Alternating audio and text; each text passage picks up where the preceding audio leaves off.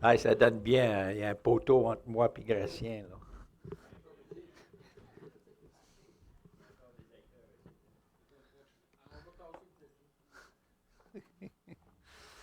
Hé, venez à moi les enfants. C'est bien ça.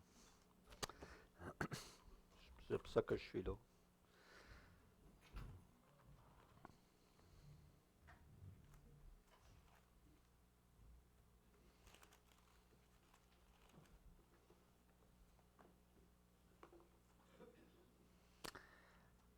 J'aime l'Éternel car, c'est à vous à répondre, car il m'a fait du bien, il entend ma voix, sa fidélité dure toujours, c'est bien, il est bon, il a penché son oreille, parce qu'il est mon Dieu. Hé, je m'en. On a tout. Hein? Eh, mais c'est très bien. Et puis le verset qui continue. J'aime l'Éternel car il entend ma voix. On a chanté tout à l'heure. Il a penché son oreille envers moi. Je l'invoquerai toute ma vie. J'aime l'Éternel, j'aime l'Éternel. Dan, dan, dan, dan, dan, dan, dan. Et faites attention, on va mettre dans le choral des jeunes, là. Donc, le passage que nous allons regarder ce matin, c'est le psaume 116, ce qu'on a chanté tout à l'heure, et commence avec cette expression extraordinaire, j'aime l'Éternel car il entend ma voix. Ça, c'est probablement mon verset préféré dans tous les psaumes. Et ça doit faire des années que le Seigneur a mis ce verset sur mon cœur. Et dans ce temps-là, si dans mon ancien Bible anglais, là, qu'on date d'il y a 50 quelques années, là, je trouverais probablement la date que le Seigneur a touché mon cœur avec cette promesse-là, parce que j'avais cette habitude d'écrire une date. Et tu retournes là-dessus des années plus tard. Hey, je me rappelle. Donc, probablement mon son préféré, j'aime l'Éternel, car il entend ma voix, mes supplications, car il a penché son oreille vers moi. Et ce qu'on voit là, c'est un Dieu qui est à l'écoute, un Dieu qui est personnel. Dans mon cheminement spirituel au début, j'ai toujours cru qu'il y a un Dieu quelque part dans le ciel, il a mis des étoiles là, il nous a créés, j'ai toujours cru ça. Il aime tout le monde parce qu'il est là pour ça. Mais regardez, restez loin de moi, moi j'ai ma petite vie, c'est moi qui est libre, fais ce que je veux, dérange-moi pas trop, monsieur Dieu, là. C'était mon image de Dieu dans ma jeunesse, ça.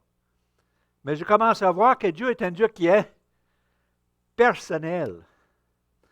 C'est drôle, les petits versets qui m'ont frappé le plus au début de mon cheminement. Un petit oiseau qui tombe, Dieu l'a vu tomber. Les cheveux qui tombent, Dieu les a comptés. Et ce que ça m'a dit, là, hey, je suis connu. Je suis connu de Dieu d'une manière intime et personnelle. Oui, il tient l'univers dans ses mains, mais il a son oreille penchée envers moi. Et j'ai dit, j'aime l'Éternel pour ça. Je n'ai pas besoin de prouver que je suis bon pour t'accepter de Dieu. Je n'ai pas besoin d'arrêter de faire 25, 150 choses que je ne devais pas faire quand même, juste pour dire que Dieu m'accepte. Dieu m'accepte parce qu'il m'aime. Il a prouvé cet amour en Jésus-Christ, car Dieu a tant aimé le monde. Et quand j'ai appris cet amour de Dieu, écoute, c'est comme un repos dans mon âme pour dire que, écoute, je me sens bercé, je me sens aimé, je n'ai pas besoin de prouver rien à personne. C'est merveilleux, n'est-ce pas? J'aime l'Éternel car il entend ma voix. Dans le psaume 16, il y a aussi un autre de mes versets que, je ne sais pas, j'ai pris les lunettes trop fort ce matin, je vois double ici. Elle a verset 15. Le verset 15 est comme un petit verset qui est garoché dans le psaume 116. Je ne vois pas le lien avec ce qui est en avant ni en après, mais c'est un verset, une promesse exceptionnelle, extraordinaire que j'ai souvent partagée avec des gens. Si vous allez cet après-midi au salon, vous allez voir sur le petit signet avec Marthe que Pierre-Paul a mis le verset 15 ici.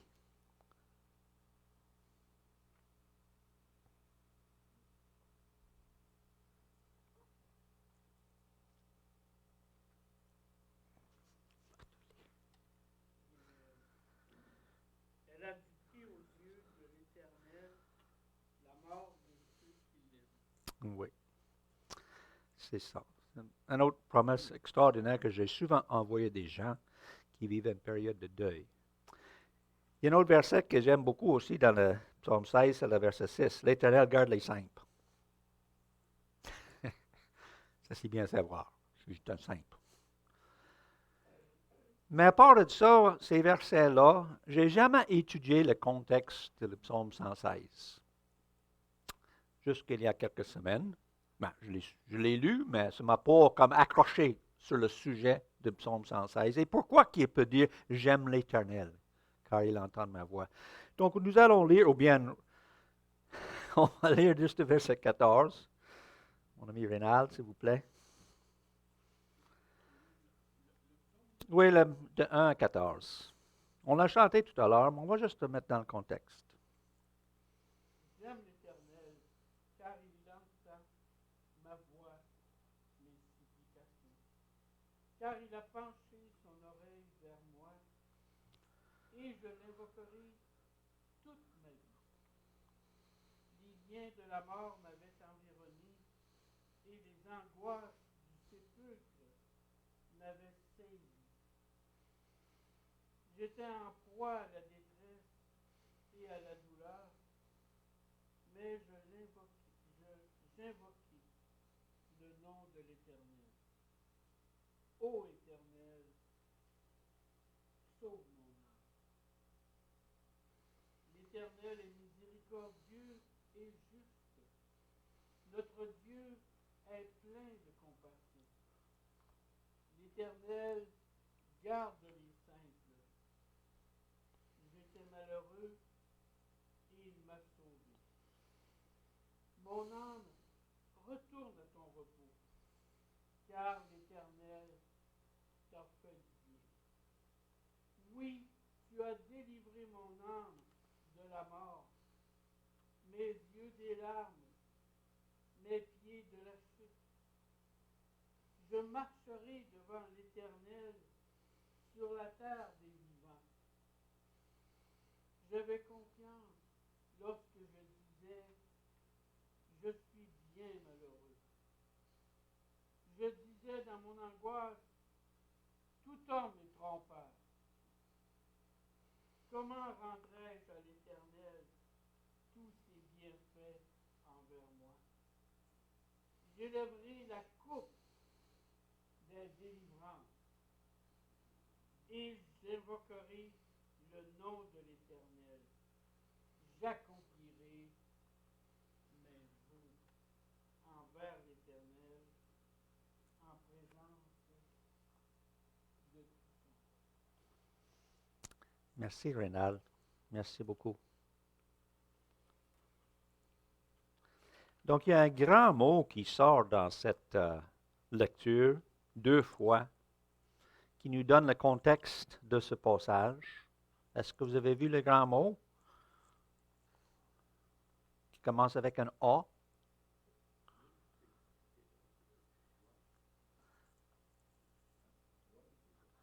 Angoisse. Angoisse. Deux fois dans le psaume, on parle de l'angoisse. Et puis je dis, wow, je n'avais jamais vu ça. L'angoisse. Et c'était dans cet état d'angoisse qu'on va voir tout à l'heure, il était délivré et il a pu dire par la suite, j'aime l'Éternel. Donc je me suis dit, l'angoisse, mais c'est quoi ça? Je ne suis pas une personne qui, par nature, angoissée. Si je regarde en arrière, je je ne peux pas identifier une période de ma vie que je peux dire que je vivais dans l'angoisse. Ça peut arriver dans l'autre sens.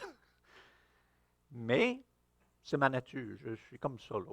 Je vois un problème, je vois un défi devant moi, puis tout de suite, je vois 5 solutions, le plus vite, et par là, puis je suis parti. Je ne suis pas angoissé. Mais de l'autre côté, nous sommes entourés de personnes dans notre entourage, moi et moi, des gens qu'on connaît bien, qu'on essaie de différentes manières écouter et aider, qui vivent dans l'angoisse assez profonde. Donc, c'est bon à savoir, c'est quoi l'angoisse pour moi et pour aider. Et puis, c'est pour ça que je me suis dit, mais on va étudier ce sujet-là, l'angoisse, pour essayer d'avoir une meilleure idée, parce qu'on vit dans un siècle vite où il y a des gens qui vivent assez sérieusement dans l'angoisse. L'angoisse. Qu'est-ce que l'angoisse? Il y a M. Frédéric Schenck, en 1878, qui a fait ce tableau qu'il a appelé Angoisse. Puis qu'est-ce qu'on voit dans ce tableau Angoisse? On ne sait pas si le petit agneau est décédé ou s'il est proche de la mort. On voit que les corneilles, l'ombre de la mort est tout autour en attendant. Et on voit la brebis, qu'elle fait quoi, elle? Hein? Elle crie. Elle est dans l'angoisse. Elle ne peut rien faire. Elle sent la mort autour d'elle.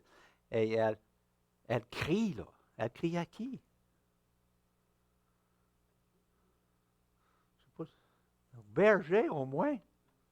Il doit y avoir un berger quelque part dans le coin. Viens à mon secours, aidez-moi, sauvez-moi de ce que je vis. Donc, ce tableau s'appelait Angoisse. Et merci, M. Google, pour un petit peu d'aide ici. Définition. Je vais me mettre ici parce que je ne le vois pas. Définition, résumé de différentes définitions sur le mot angoisse, l'étroitesse. On voit cette expression de Jésus lorsqu'il est allé vers la croix, se sentait l'étroitesse. L'angoisse est un sentiment d'anxiété ou de détresse.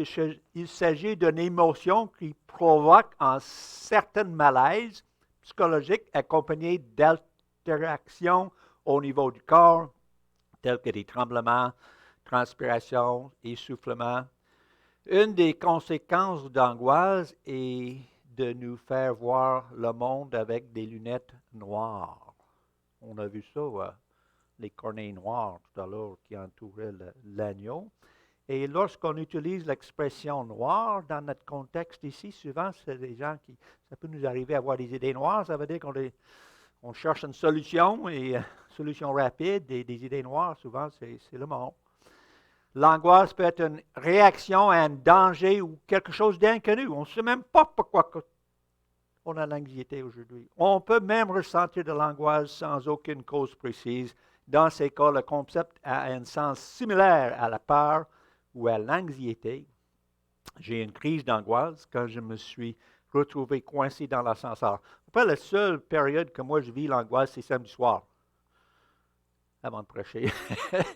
Dimanche matin, je dis pourquoi je dis oui encore, Rénal. Une autre utilisation de la notion est liée à une situation délicate ou à une impasse. La victoire a permis à l'équipe de laisser l'angoisse en arrière. Ça, c'est bon pour les Canadiens. Et d'entendre le second tour avec plus d'optimisme. L'angoisse finira par disparaître dès que nous obtiendrons une aide pour réduire la dette ou la solution. Et ça termine ici, cette définition, avec une notion d'espoir. L'angoisse viendrait à terminer lorsque on a trouvé une solution pour s'en sortir.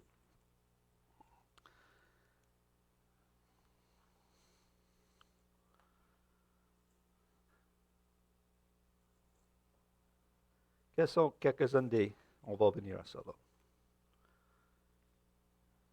Des symptômes. Quels sont quelques-uns des symptômes qu'on voit ici dans la vie on va dire que c'est David qui écrit ce psaume. Qu'est-ce qu'on voit dans cette période d'angoisse? Quels sont des mots qui sortent ici?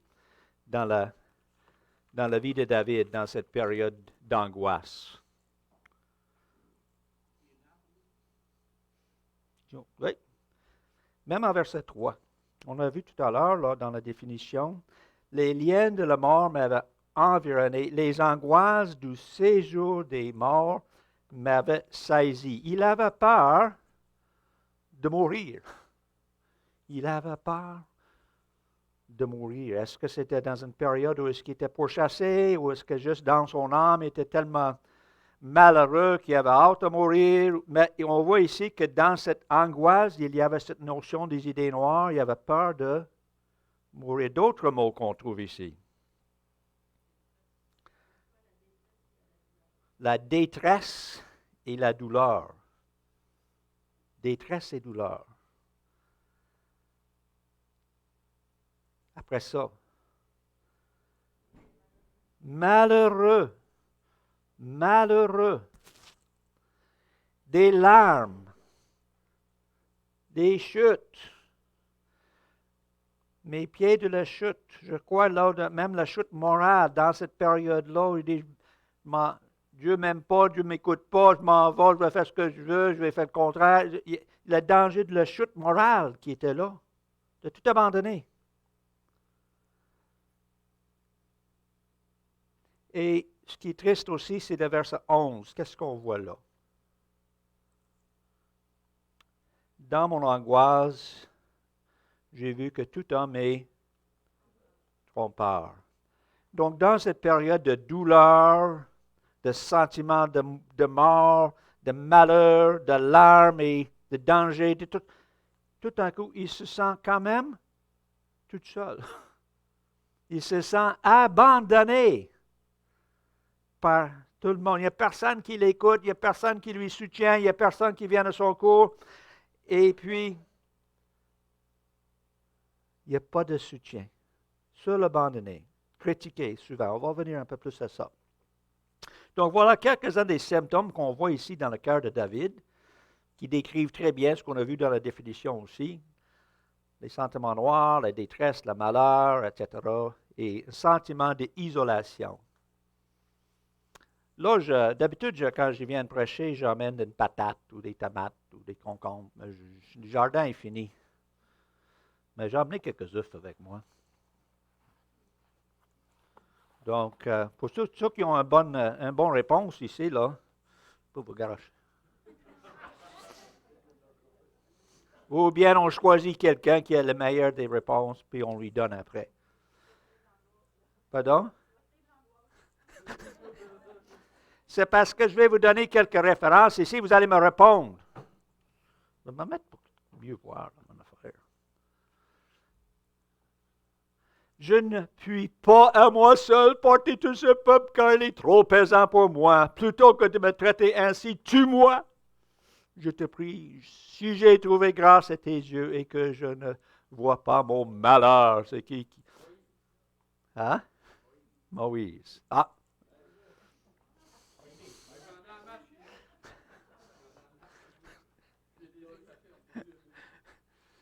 Il errait dans le désert, il marchait dans la solitude sans trouver une ville où il puisse habiter. Il souffrait de la faim, de la soif, leur âme était languissante. Dans leur détresse, ils criaient à l'Éternel et il les délivrait de leurs angoisses.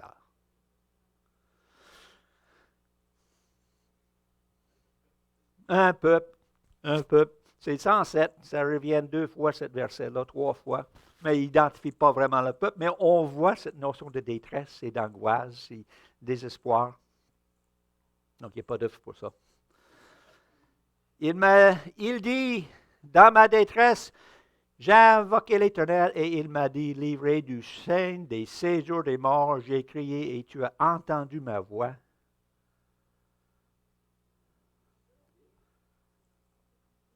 Non. Non. Non.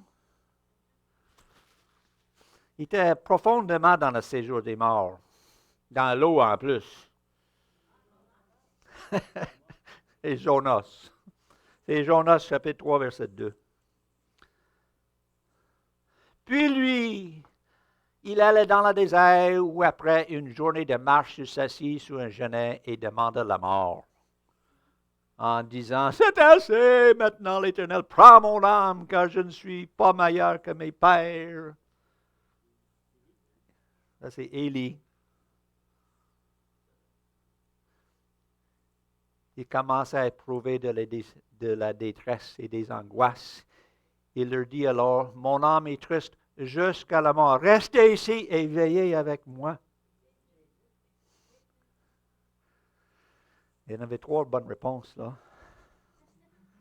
Jésus, si ça nous arrive de vivre l'angoisse, ce qu'il faut dire avec ce qu'on vient de voir, c'est qu'on est en bonne compagnie. On n'est pas le seul. Il y a des gens, des grands hommes de Dieu, et puis j'aurais pu continuer, qui ont vécu des périodes d'angoisse dans leur vie. Et nous vivons dans une période où l'angoisse est très facile de vivre l'angoisse. On a juste regardé les nouvelles, on est en Colombie-Britannique, ça fait 3 semaines, là. Au début, on est sur le stress un petit peu, sur les nerfs, sur l'adrénaline, on sort de là. Mais là, 3 semaines plus tard, puis puis là, on revient et puis on trouve que notre maison est plus là, ou bien est complètement détruite. Puis là, on commence à poser, avec quoi maintenant? On a tout perdu. Ça, c'est l'angoisse qui commence à s'installer. Et ils vont vivre ça. Il y a des gens qui sont là pour aider, non seulement à faire le ménage, mais pour aider des gens dans cette angoisse. Le COVID. On vit le COVID depuis 2 ans. Un sujet très... Est-ce que vous avez pogné le COVID? Ou les enfants qui sont isolés. On parle beaucoup des jeunes qui sont stressés, angoissés parce qu'ils ne voient plus leurs amis. Ils sont dans leur maison, dans leur télévision. C'est plate, le même jeu 24 heures par jour, là. Donc, l'angoisse de nos enfants qu'on n'a jamais vu. Des fois, c'est l'insécurité finance, les dettes, les relations brisées. Nous, on a accompagné une couple, 2 familles différentes dans un processus d'immigration, des réfugiés. Je dis, c'est dur, ça, c'est long, et c'est angoissant. Savoir, est-ce que je vais me rappeler demain pour dire que j'ai 2 heures pour partir? Je ne sais pas. Donc, l'angoisse est un sujet de notre époque, comme à toutes les époques. Et puis,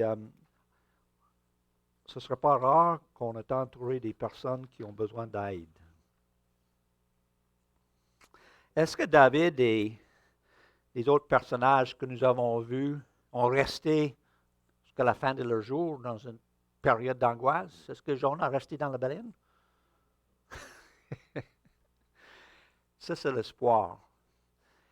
Et lorsqu'on regarde chacun de ces passages, c'est une période dans leur vie intense, mais des circonstances ont fait qu'ils sont sortis de cette période. Et on voit que David, ici, lorsqu'on voit, je disais d'homme, comment rendrai-je l'Éternel? Qu'est-ce que David a fait ici? Qu'est-ce qui a changé l'histoire de Psaume 116? Quel est le grand mot ici qui a tout changé? Hein? C'est le grand mot « mais ». Voilà comment j'étais. Puis on ne sait pas quelle période. On ne sait pas combien de temps avant ou que ça s'est passé. Mais il nous raconte cette histoire. J'étais détressé, environné du séjour des morts, isolé, tout seul. Mais quoi, Marc? Mais quoi, Marc?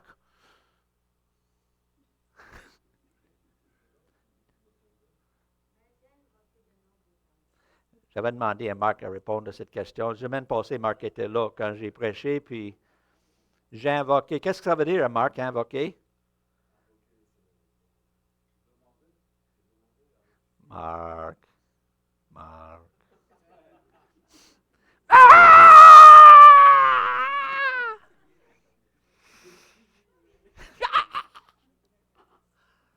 Allez-vous le...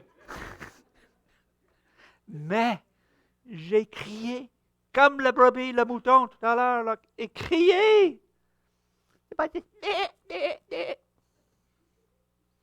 Mais j'ai crié. Et qu'est-ce qui est arrivé quand j'ai crié? C'est là le verset 1. Il a entendu ma voix. Quand j'ai crié, quand j'ai invoqué, il a entendu ma voix. Et voilà le contexte de verset 1. Il m'a entendu ma voix. L'Éternel a écouté. Il dit ici, ô Éternel, sauve mon âme. Pas juste, oh, j'ai mal aux pieds aujourd'hui, aidez-moi avec mon pied, là. Mon âme intérieure qui est en train de mourir. Sauve mon âme. Ça, c'est la deuxième prière la plus courte de la Bible. Je vais réserver la plus courte pour tout à l'heure. Ô Éternel, sauve mon âme. Et l'Éternel a écouté. Il a fait appel à la confiance, à la miséricorde, à la compassion, et l'Éternel lui a écouté. Il dit Dieu est miséricordieux et compassion. La miséricorde, savez-vous c'est quoi là? La miséricorde? Tendre une corde, c'est la meilleure définition. Quelqu'un qui est dans le besoin. Dans l'histoire du bon Samaritain, là, il y avait un monsieur qui était blessé, abandonné. Il y en a qui ont passé, deux qui ont passé. Mais le troisième, le Samaritain, qu'est-ce qu'il a fait? Il a agi. Il a aidé. Et la meilleure définition de miséricorde, c'est de lâcher une corde à celui qui est dans la misère. C'est d'agir. Donc Dieu, il appelait à la miséricorde et la compassion de Dieu. Et puis, Dieu lui a délivré. C'est ce qu'on a chanté tout à l'heure. Verset 8, « Et tu as délivré mon âme de la mort, de cette période d'angoisse. Mes yeux des larmes, mes pieds de la chute, tu m'empêchais de tomber. Délivré, et je marcherai devant l'Éternel sur la terre des vivants. » Donc on voit ici, oui, une période d'angoisse. Il a crié, il a expérimenté la compassion et la miséricorde de ce grand Dieu qu'il aime. Et il était délivré. Et qu'est-ce qui a changé dans sa vie par la suite? Quel est le résultat de cette libération-là? Qu'est-ce qu'on voit ici? Une louange. Comment rendrai-je à l'Éternel tous ses bienfaits envers moi? Je lèverai la coupe de délivrance. J'invoquerai le nom de l'Éternel. J'accomplirai mes vœux envers l'Éternel en présence de son peuple. On voit ici qu'il y a une nouvelle énergie, une nouvelle désir de louer l'Éternel, un nouvel engagement. Écoute, ô Éternel, car je suis ton serviteur fils de ta servante. Qu'est-ce que tu veux que je fasse? Un serviteur, il sert. Donc, on a un nouvel engagement. J'accomplirai mes vœux. Des choses que j'ai dit que j'allais faire, que je ne faisais plus, là, je vais recommencer, je vais m'engager, je retourne à l'école du dimanche, je retourne ici, je retourne à ça. Tu comprends? Il y a un nouvel engagement qui vient de cette libération de l'angoisse qui était dans son cœur. Donc, un espoir. Je regarde ça et je dis, si on passe à travers ces textes et on peut voir des principes qui peuvent nous aider à accompagner des personnes qui vivent aussi dans l'angoisse. Et puis, mais, on était là déjà. Résultat, on a fait ça. Et pour nous, on est rendu là. On fait quoi avec ça, là? Il y a trois principes ici qu'on peut voir dans ce texte, dans le psaume, pour accompagner quelqu'un qui est angoissé. Ou bien si je suis angoissé. L'écoute, la compassion et l'espoir. Premièrement, ici, l'écoute. On voit que l'écoute de Dieu est personnelle. Il entend ma voix. L'écoute de l'Éternel est intentionnelle. Il a penché. Hein? Ouvert l'oreille. L'écoute ici est essentielle pour aider quelqu'un qui vit dans l'angoisse. Semaine passée, on était à Chicoutimi. J'avais le même message. Mais j'avais est accompagné par une jeune fille que j'appelle ma petite fille adoptive qui étudie en psychologie à l'Université de Chicoutimi. Puis en parle avec elle après. Elle étudie dans ça. Là. Et il dit, tu peux avoir la meilleure formation, tu peux connaître tous les principes, toutes les définitions, toutes les lois, tout ce que tu voudrais, mais si tu n'écoutes pas des personnes, là, tu ne peux pas les aider. Et l'écoute, c'est pas facile. Moi, je ne suis pas fort en écoute. Des fois, là, ça m'arrive. Des fois, on écoute assez longtemps pour être capable de dire quelque chose. Enfin, il y a une pause, puis on l'embarque. C'est un peu moi.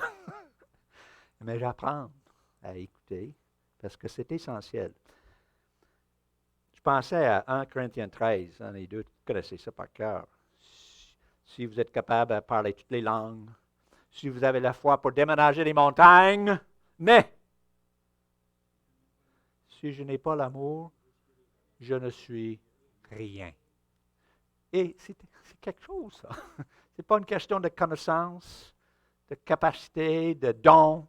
C'est une question toujours de est-ce que des gens se sentent aimés dans ma présence? Et ça, c'est l'écoute. Si je n'ai pas l'écoute, je ne suis rien.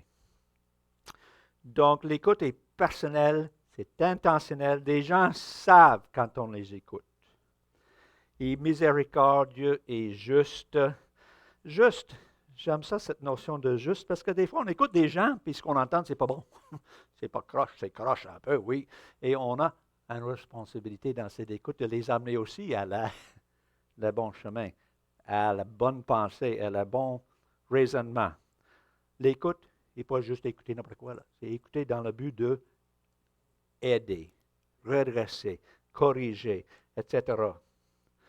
Il y a des gens qui sont partis pour la Colombie-Britannique, non seulement pour faire le ménage, mais des gens formés dans l'association des aumôniers de Billy Graham, un cours qui est offert même ici aux aumôniers à Québec. Et dans toutes les crises, il envoie des équipes pour aider, écouter des gens qui vivent l'angoisse et le stress de le malheur dans lequel ils se trouvent. Ils étaient à Katrina, aux États-Unis. Ils étaient quand les tours ont tombé à New York. Ils étaient ici à Québec lorsque les policiers en tout cas, Trump et tout ça sont venus à Charlevoix puis s'attendaient les émeutes. Ils envoyaient des équipes pour être là, pour prier, pour aider. Donc, des gens qui sont là dans le but d'écouter, laisser des gens parler de leur malheur, ne peuvent pas aider trop physiquement. Donc, l'écoute, et on a dit aussi, la deuxième, c'est la compassion, et ça va avec l'écoute. Une écoute avec la compassion, c'est une écoute qui, sans jugement.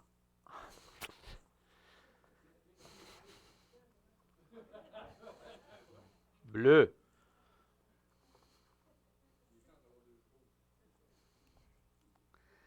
Sans jugement, sans ridicule, sans soumettre des solutions simples, sans brasser la cage trop, là. Une présence qui est intentionnelle. L'empathie, de se mettre dans la peau de la personne et de comprendre ce qu'il vit. Essayer de le laisser savoir qu'on le comprend. Job avait plusieurs amis, n'est-ce pas? Est-ce que tu as des bons amis? Est-ce que des amis de Job, un après l'autre, arrivent, puis ils ne l'ont pas encouragé, ils n'ont pas l'aidé. Ils ont simplement trouvé des solutions. Ah, tu as juste à repentir, tu as juste à les pendre, tu as juste à faire ça, tu vas te régler tes problèmes. Ce pas nécessairement les bons amis. Puis Job a dit lui-même, celui qui souffre doit la compassion d'un ami. Celui qui souffre a droit à la compassion d'un ami. C'est surtout là qu'on a besoin de quelqu'un quand on souffre. Et souvent, quand on souffre, on ne sait pas quoi faire, donc on ne fait rien. La compassion, la patience. Ce qu'on ne sait pas dans ce passage ici, c'est combien de temps entre le verset 3 et le verset 14. Ça peut être long. On peut vivre dans cette période d'angoisse longtemps avant de vraiment s'en sortir. Et l'écoute et la compassion est patient. Donc, on a la troisième chose qu'on voit quand je regarde ces passages. Et oui, David était là, mais maintenant David est de retour au service. David est de retour sur la montagne. David est de retour à la chant, à la louange. Donc, il y a une certaine notion d'espoir. Et même dans la définition qu'on a vue de M. Google tout à l'heure, la dernière ligne, on a vu que lorsque on trouve une solution, on peut s'en sortir. On a vu ça ici assez souvent dans les derniers 2 ans, n'est-ce pas? Et puis, mais au début, c'était ça. Oui, ça va bien aller. On ne sait pas quand. On ne sait pas quand ça va bien aller. Mais on a l'espoir qu'un jour, on va sortir de cette pandémie-là, puis reprendre un petit peu le contrôle de notre vie. Donc, c'est la notion d'espoir qu'on doit emmener des gens. Oui, on est là, on comprend, on est patient, on t'accompagne avec l'espoir qu'un jour, et peut-être ce jour, c'est juste lorsqu'on est avec le Seigneur. Peut-être ce jour est loin en avant. J'aime beaucoup ce passage que Paul nous a laissé aux Philippiens aussi. Je trouve que ça va bien avec. Et puis, Paul, l'église aux Philippiens, ça a commencé où, là, l'église? Où est-ce que ça a débuté, l'église aux Philippiens? Ah, en prison. Paul était en prison, puis il louangeait, puis il priait, puis tout à coup, le geôlier était là, puis il écoutait, puis quand le tremblement de terre, hey, ils sont allés à la famille acceptait le Seigneur et l'église est démarrée. Où est-ce qu'il était quand il a écrit la lettre aux Philippiens? En prison. La situation n'a pas trop changé. Mais quand il dit ça, là, mais ne vous inquiétez de rien, mais en toute chose, faites connaître vos besoins à Dieu par des prières et des supplications avec des actions de grâce.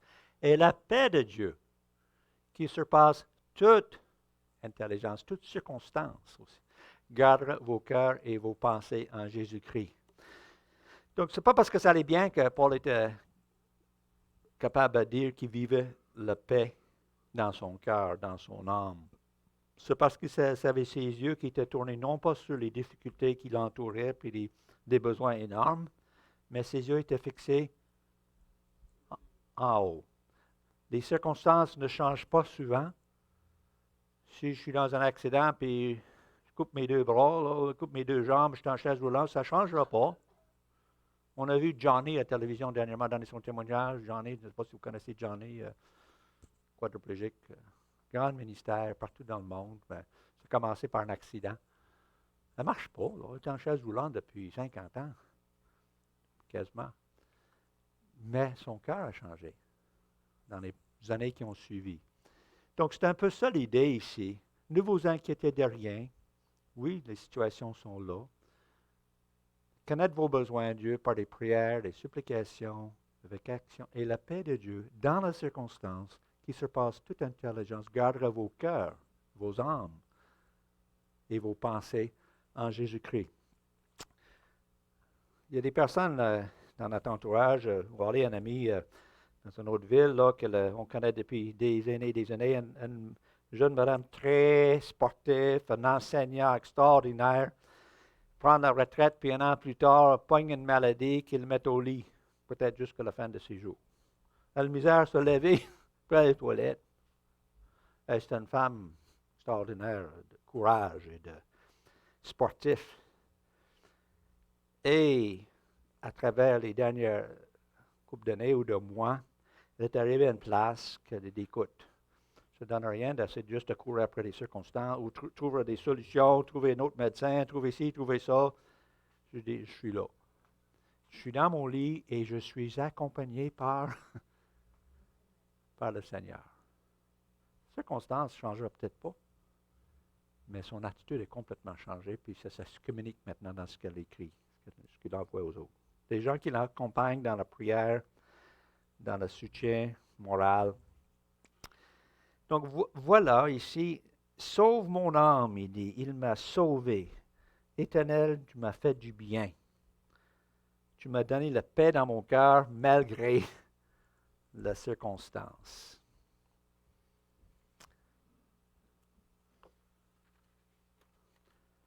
lorsqu'on regarde ces textes et on regarde les personnages, nous, on a le même Dieu que David, n'est-ce pas?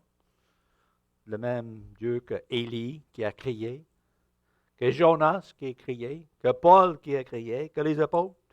On a le même Dieu. Pensez-vous qu'il a aussi pour pencher son oreille envers moi? Je pense que oui, hein? Il nous écoute. Le Seigneur est là et il délivre ceux qui ont la âme dans l'angoisse. Sauve mon âme. J'ai dit tout à l'heure, la prière la plus courte de la Bible, c'est quoi? Ça, c'est un constat. Ça, c'est un constat, ça, là. Hein? Seigneur, sauve. Seigneur, sauve-moi. Ici, on a Éternel, sauve mon âme. Là, c'est un mot de plus. Pierre était il a vu arriver le Seigneur dans la tempête, marchait sur l'eau. Donc, Pierre embarque pour aller voir Jésus. Puis, qu'est-ce qui est arrivé? Il a paniqué. Il commence à caler. Et puis, il écrit au Seigneur, Seigneur, sauve-moi. Je partage ça souvent avec bien du monde. Là. La prière la plus courte de la Bible, la prière la plus importante, c'est celui-là. Seigneur, sauve-moi. Parce que c'est cette prière-là qui nous met en relation avec ce Dieu qui nous écoute, qui nous aime et qui nous délivre. C'est ça qui est merveilleux. On rentre dans cette relation avec le Dieu créateur du monde qui nous aime, qui nous connaît d'une manière personnelle. Il nous connaît mieux que nous-mêmes, il nous connaît mieux que nos conjoints, il nous connaît intimement parce qu'il sait déjà d'où on vient, il sait où on va, il sait tout de nous et on peut se confier en lui. Et il va me délivrer. Donc, est-ce que vous connaissez ce Dieu? Est-ce que ce Dieu est loin dans le ciel? Il aime tout le monde. Il est là pour ça. Ou est-ce que vous avez fait cette invitation dans votre cœur pour dire, Seigneur, sauve-moi. Seigneur éternel, sauve mon âme. Ah, cette prière, j'ai faite à l'âge de 18 ans. Il y a longtemps. Il y a 25 ans.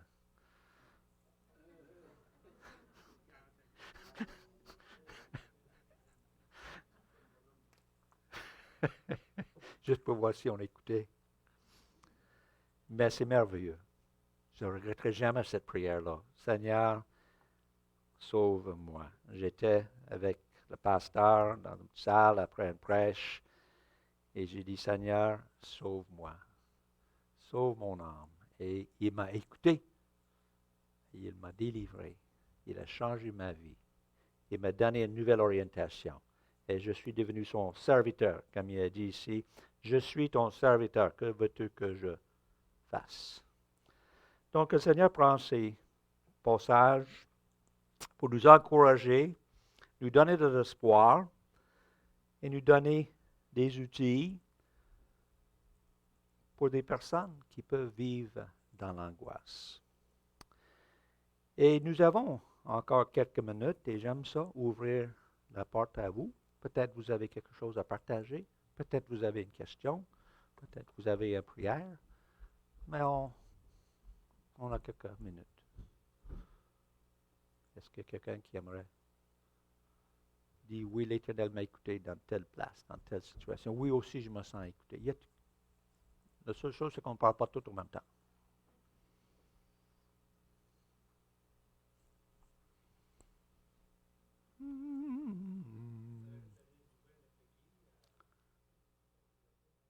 Oh, on sait.